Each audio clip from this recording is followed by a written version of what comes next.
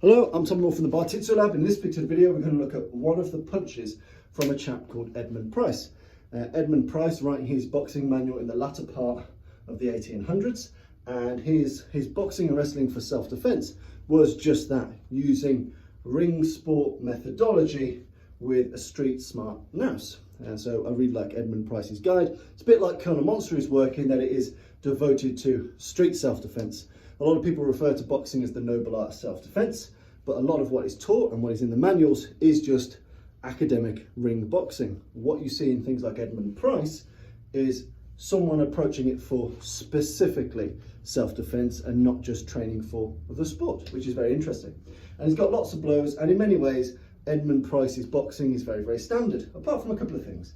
Typically, he has a higher guard. He has a higher guard. Now, you might hypothesize that because it's non-sporting, he assumes that it's going to go for the mainframe very, very quickly. People are going to go for the command center, the head, very, very early. I need a higher defense. It's not to say it's ridiculously high, but for the time, as opposed to being a lower supinated guard, Edmun Price's is relatively fairly balanced up here, which I quite like. Again, he's barring the mark. He's got his lead hand projected outwards, but good elbow discipline, but it's higher than you traditionally see, which is nice. Anyway, he's got a number of blows. He's got 7 blows, and they're all pretty standard. Basic lead off, cross, body straight, and so on, and finishing with an uppercut. It's one of the first instances of an uppercut that I've seen in manuals. There may be some earlier references to it, but I'd say Edmun Price is definitely one of the earliest to explain it in any degree of detail, which is nice. But I want to discuss blow number 6. Now, blow number 6 is essentially this. As he's in guard, and I'm doing this in southpaw so you can see it, and I'm a southpaw, but again, swap and change it as suits your whims. The lead hand, the lead striking hand, strikes the opponent, but what he does is he raises himself up on his toes, which is strange, because a lot of traditional bare knuckle boxing is about penetration. It's about long penetration steps. It's about long kind of smashing in, dropping the body weight, lunging. Edmun Price in blow number 6, he's got the guard here, but he raises himself on his toes and he drives the punch down, as opposed to in to the face, in. As we raise, we punch down, okay? Now he doesn't, like many of the others, he doesn't elaborate too much as to why he chose a punch that's like this, and then a punch that's up on the toes and smashing down.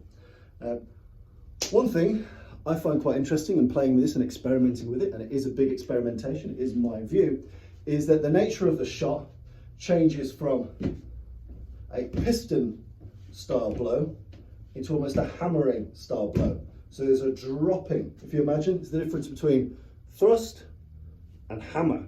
He's still getting the knuckles on target, but he's dropping them in.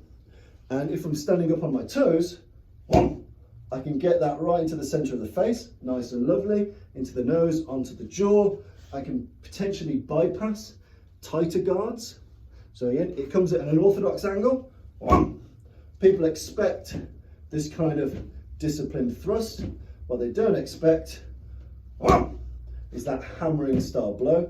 And it really causes really good ripping and tearing of the face. So when you strike something going down, like so, you've got essentially a bit of drag, you've got a bit of friction, you've got cuts, lacerations, so you're still getting the kinetic force of the shot, but you're also getting that kind of ripping and tearing of skin, which can be very, very useful in terms of blood in the eyes, swelling, lacerations, pain.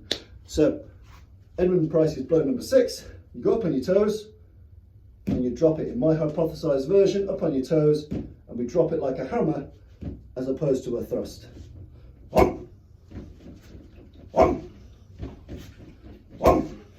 So you're still getting penetration, I'm still smashing into the man, I'm still driving my body weight into him, but I've raised myself a bit higher, and I've dropped and dragged the knuckles into his face. And you see a lot of these drag and rip punches in modern bare knuckle, in art such as Lethway. The idea of to hit and drag, hit and drag, hit and drag, to cut, rip, tear, lacerate, nice nasty stuff.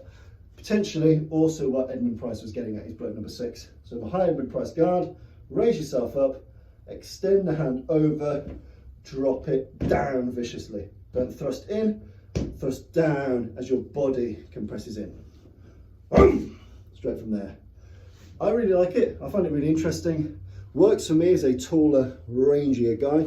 I can't imagine it working so well for a small, stocky person, but in fairness, much of 18th, 19th century boxing doesn't particularly suit the smaller fighter until we get into the era of hooks and uppercuts and head movement, or you go back to the early days of Mendoza. But even so, smaller, stocky guys aren't really accounted for in those earlier manuals.